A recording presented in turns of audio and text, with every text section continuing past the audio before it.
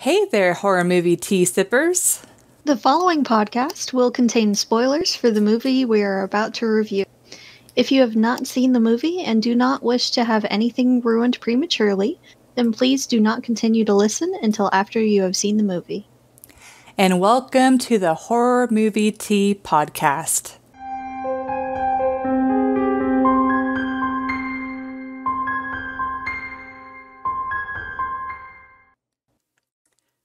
We are doing the 1973 The Wicker Man movie. Yay! But before we go into the summary, tea. So, I decided to change things up a little bit, and I hunted through my older tea collection, and I went with the Tazo Passion Tea. And I haven't had that one in a while. Yeah, but for those who are not familiar, it has hibiscus, orange peel, rose hips, and passion fruit in it. It's a very calming, but not like lavender chamomile type of calm. Like it's, I don't know. I feel like it would make I need to try that. I think it'd make a pretty good iced tea with a little bit of sugar and then It does. It's a good one to like after work, sitting out on the patio. It's that kind of calm, relax drink. It's good.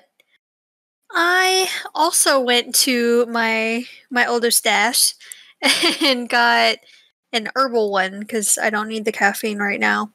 It is Bigelow's Perfect Peach tea. It has rose hips, hibiscus, peaches, spices, orange peel, lemon peel, apples, strawberry leaves, and roasted chicory. It's funny how our teas have a lot of the same ingredients. But we're just on the same wavelength a lot of the time. I guess so. But yeah, that sounds pretty tasty. So, The Wicker Man. So, I think the majority of people will be somewhat familiar with The Wicker Man, but for those who are not, a policeman, specifically a Christian policeman, which that's relevant, arrives in this island village in Scotland, looking for a missing girl, and all of the locals are kind of weird. Yeah, and they're blowing him off. They're not being really helpful. But turns out it was a ruse to attract him there, and they end up sacrificing him because they're pagans and they want to have a good harvest. So that's why they feel the need to sacrifice him, because the previous season the crops had failed. So, yeah. And they wanted to make a big offering to their pagan gods, and they didn't just sacrifice him, they sacrificed a bunch of different animals too. Oh, I didn't even notice that. You didn't notice the cries of all the animals and them showing all the animals in the thing? Or maybe, I mean, I've slept since then, so, but, yeah. Yeah, there were, like, chickens, there was, like, a baby cow, there was... It's always a baby cows, why? But, anyways. Because they're innocent and little, and it's harder to push a giant cow... That's fair. ...into an enclosure like that than it is a baby cow. Yeah. But, entertainment... So, the majority of this movie, we both were like staring with our mouths open and like, WTF. Like, there's a lot of naked people, which I guess is somewhat expected for like a cult. But there's a surprisingly amount of singing, and they even combined the two in one scene where this girl. There were a few scenes. Yeah. very trippy movie, but Yeah. I hate it because I think this movie is just in a league of its own. And I was just one of the people that just did not get it. So I'm going to, like, I don't feel like I 100% wasted my time, but I probably will never watch the movie again. Watching it again. I think I'm going to go with a 5. What? Okay, so I'm gonna give it a 4. And it had awkward rituals that didn't really make that much sense. The pacing was slow, and half the movie I was asking, what the hell are they teaching these kids on the island? Yeah. Because even with the. At one point, they say that the gods put the baby in the woman, so they're praying to them to be fertile.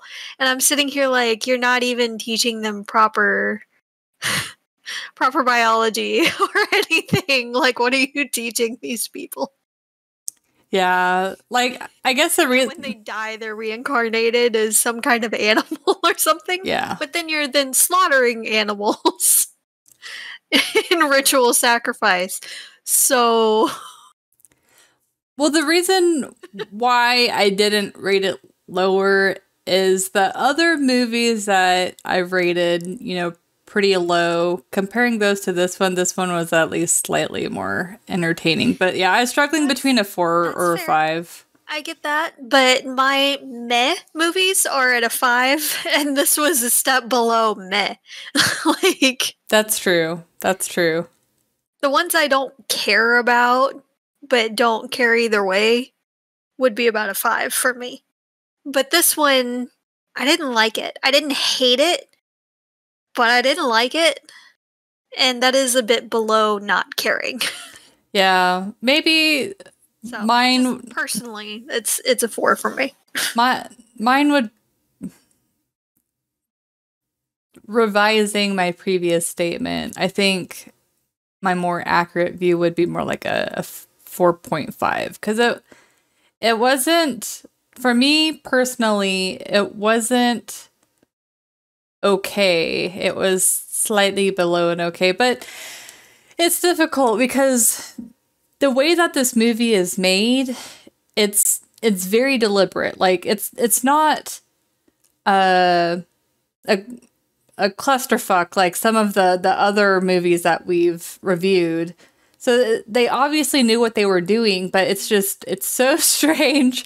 It's so out there that, at least for us, it was just more mind-boggling than entertaining or deep or anything like that. And it's like, and it's not quite like The Shining, where, like, with The Shining, you're like, oh, it's obvious that these parts are trying to be more artful. With The Wicker Man, it just seemed like they're just trying to be weird. Yeah. But I mean, to be fair, it is kind of a reflection of the village themselves, because the villagers are very strange. Yeah. They're a bit out there. But, yeah. That's not all I had for entertainment, though. It was weird. And it felt so long. The movie was like an hour and a half, but it felt forever long. Yeah. Because it was slow and weird. Yeah, it's one of those movies where it finishes and it just leaves you so baffled that it's hard to gather your thoughts about it. Like, it's been several days since we've watched the movie, and I'm still like, what did we watch? Yeah, normally we record it right after we watch the movie. Like, we get it. We're cool. We've got this. We just saw it. We know what we want to say. We had to take a beat after this one. And we're like, I don't know what I just watched. Can we record a different day? Yeah, And even now, we're both like, what did we watch? Yeah, it's a baffling movie. I don't know what they were smoking. Well, and this is also related, I think, to the entertainment scale. This movie was released in 1973, and I'm not sure the origins of the movie, but kind of my thought is it was when, you know, the hippie movement was starting to become bigger, and cults were starting to become a lot more into the light. And so I almost wonder if this movie was a commentary of that period, or kind of like provoking the fear that a lot of people had for some of the cults. That's the only thing I can gather. Possibly. I mean, that's the best thing that I could think of, but if that's the case, do better. Well, but you have to think, you know, back then, it was a lot more contrasting between, like, conservatives and, you know, the free movement or the hippie movement. And so if you were a conservative watching this movie at that time period, I haven't lived in that time period. I can't say how accurate this is, but I could at least picturing myself there, picturing that being kind of terrifying and kind of shaking my my thoughts and mindset a bit, and provoking the fear of the unknown for those the new generation. Yeah. But fair enough. But yeah, very, very strange. If you guys like strange movies, then you will definitely hopefully get something out of this one. But we didn't get much out of it. Yeah.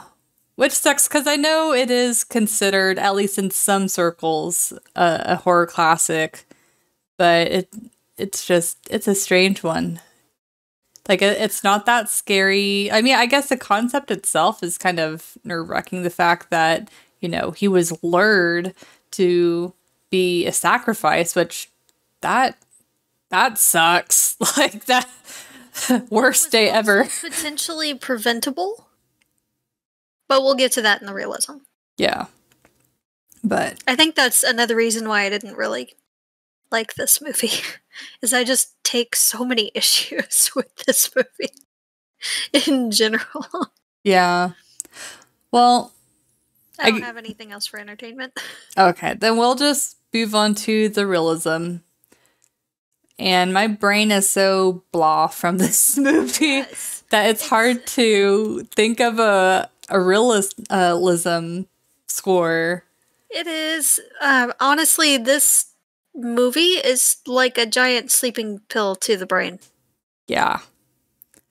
Like, it really dulls the senses, and just, you can't help but think, what the hell?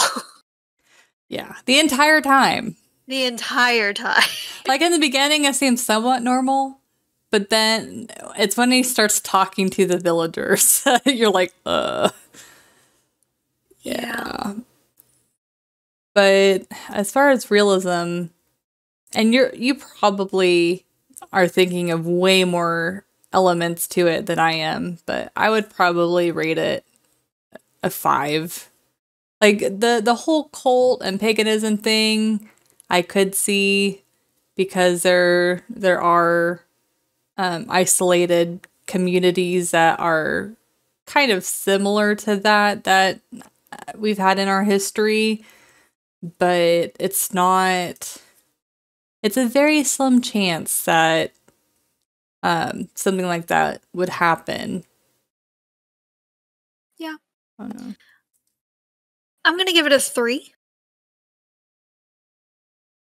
And there's a few reasons why, but the biggest reason is his shoddy police work. It doesn't make that much sense to me. First off, he came there without any backup. He's the only person. He flew himself there. No partner, nothing. He didn't seem to leave any information with his department of how long he was expecting to be, or if he would need help, or if I don't check in by this time, then send help or anything. He was just, oh, I'm here now. I'm looking for this girl. Like, it doesn't really make that much sense to me, and there's a lot more protocol to it than that. I know it was the 70s, so I know things were different. I also know it's a different country.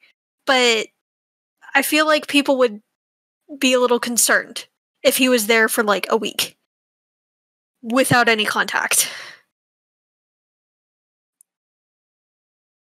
Also, when people kept insisting that she didn't exist,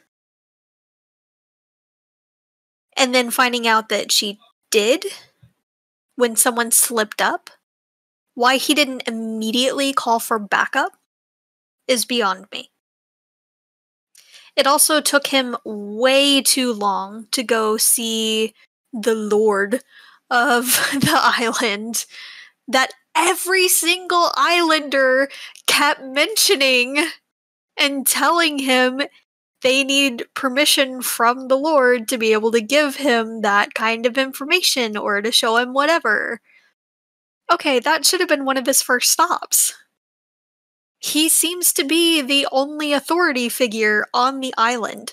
Why not talk to him about the state of affairs or anything? Yeah. If nothing else, to see if he could get a lead. Anything. And then he keeps talking heavily about, this is not right, you're doing things horribly, what are you teaching these kids? Which I do appreciate, but at the same time, again, no backup. Nothing was done. Nothing was done. When he discovers that everyone is lying, they're even having the children lying about what happened, he doesn't do anything. He just moves on to the next one that he wants to interrogate/harass. Yeah. He knows something's not right, and he doesn't check in with anyone. He doesn't ask for any help. He doesn't do any or ask for any research or anything off the island. Nothing like that. They keep mentioning the crops and everything, of how they're known for their fruits and everything, but they're not asking the ports on the other side where they're supposedly shipping them to, how their numbers have been looking or anything to do with that. Nothing. Yeah. So shoddy police work. Yeah, no, I definitely see what you're saying. I agree totally. And he didn't once go and check on his plane, which obviously has been tampered with when he couldn't make it start again. Yeah. Just no. No, all round. Even his fiancée didn't seem to have an issue with him taking off randomly. He mentioned her a few times that he was engaged, never tried to contact her the entire time he was on the island. Yeah. I wonder, though, if it would be possible for him to call her at that time. Maybe not, but you'd think if he didn't check in at least a couple of days, that she would be concerned and send people looking. Yeah, which we don't know if he told her how long he would be there. He was gone for like a week. Yeah. I'd be concerned after a few days. That's true, because it's like, how long does it take to question people? And yeah. I know it's an island, but somebody knows something, and if you're not checking in at all, that to me says something went wrong. Yeah. Even if there's nothing to report, check in and say, hey, still looking, haven't found anything, but these people are acting kind of weird. I'll check in 3 days.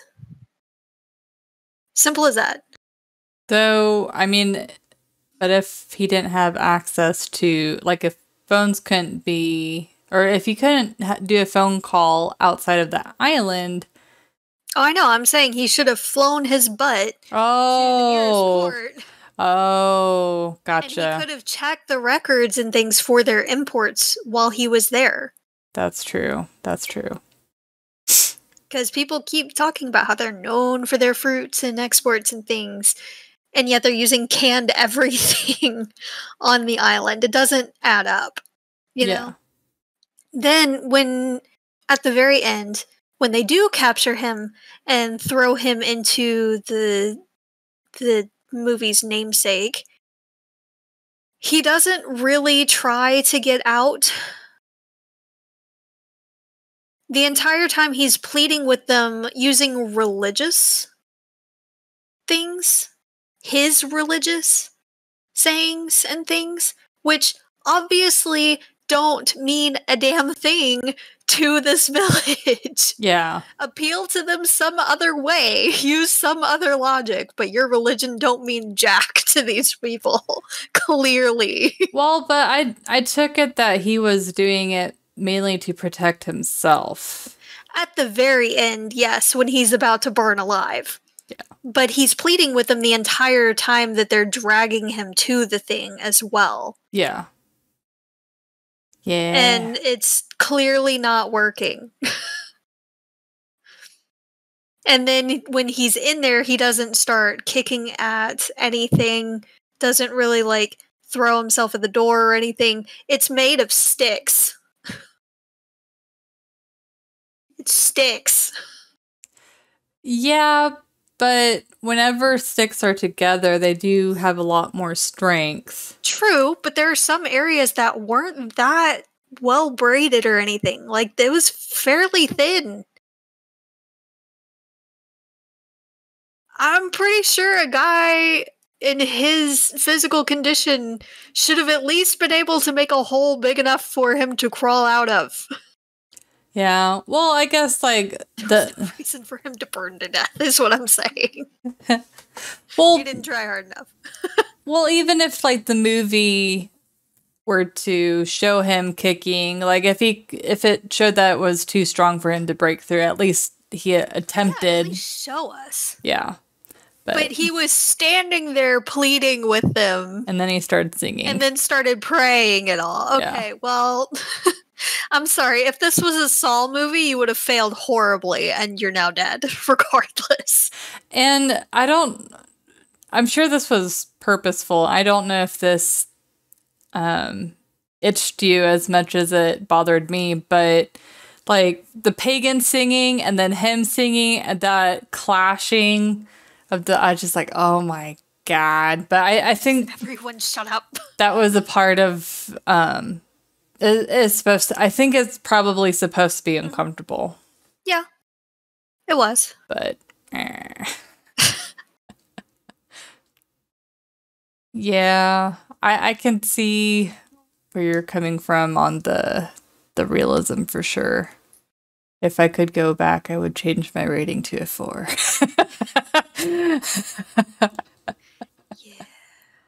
Yeah. But that's about all I gotta say about this movie, though. It was weird. It's so strange because whenever I normally watch a movie, my head just floods with thoughts on, oh, I like that they did this, they could have done this differently. You know, whether the movie is good or bad, my brain has something in its head that I can say about the movie. This movie, it's just white noise in my head. Like, bing, like, I know that I didn't necessarily enjoy the movie. I know that I was weirded out, but I can't. It's so hard to articulate. Like the no signal beep in my head for most of the movie. Yeah. Oh man. Yeah, like if you, like I mentioned before, if you guys like weird movies, then you might enjoy it. But if you tend to like the more mainstream horror, you are more than likely not gonna get much enjoyment from this movie. So I'm not watching this again. Yeah. I'm just not. Like, it might be entertaining to drink while watching it, but Probably would have made it better. But that's the extent of the funness. Or put us to sleep faster. Honestly, I don't know. 'Cause, like, it was boring, but at the same time, it was so weird that it wasn't, like, soothing. So if I fell asleep to this, I'd probably get nightmares. Like a badass. Yeah. Yeah, it's like, I'd have, like, really weird dreams. But yeah, well, so this is probably going to be a pretty short episode, but in the next couple of weeks is going to be our 1-year anniversary, guys. So don't forget to follow us on Facebook, Twitter, Instagram. Also, yes, and also please subscribe to our YouTube, and especially with YouTube, I guess the other social platforms too. Liking and sharing really does help get out the word, and we would appreciate any level of support you're able to provide. Yes. We will have a special guest star on our next podcast. Yay. So look out for that, guys. To kick off our Valentine's month, we wanted to have a special guest since it was close enough to our 1-year anniversary anyway.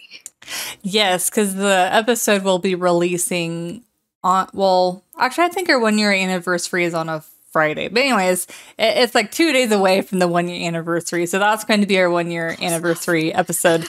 And then on Saturday, should be Saturday, we will be doing a live stream with our special guest too. Yes. So that will be, I'm bad with dates, guys. It'll be Saturday the 6th that we're having our live stream. Yeah, the first Saturday of February. Yes. So that'll be fun. And I believe our guest star is joining us for that as well. Yes? Yeah, that's what I said. Yes. Yes. Yes.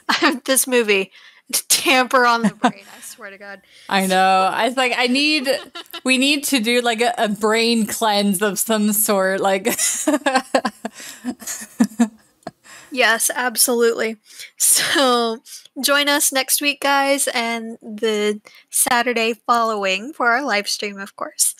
And if you have any requests that you want us to do for our Valentine's month, let us know. Until then, guys, stay safe and stay spoopy. Bye.